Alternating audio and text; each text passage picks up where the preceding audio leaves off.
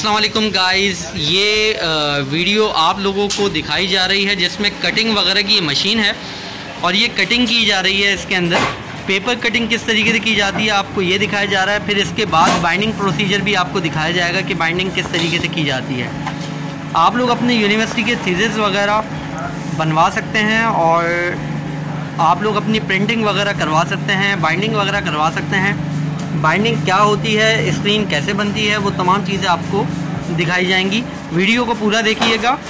Thank you.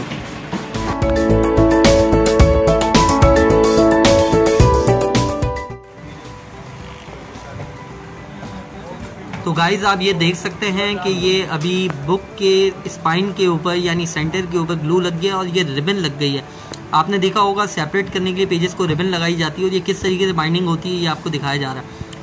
ये thesis है और आप जो है वो हमसे इस तरह की प्रिंटिंग थीसिस प्रिंटिंग भी करवा सकते हैं।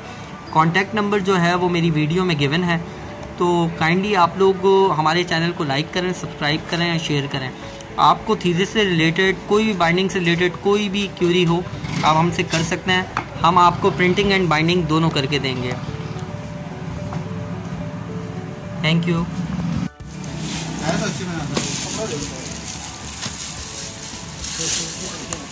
ये ग्लू का प्रोसीजर हो रहा है, ग्लू लगाया जा रहा है पेज के ऊपर ताकि जो है वो गत्ते से ये पेस्टिंग हो जाए।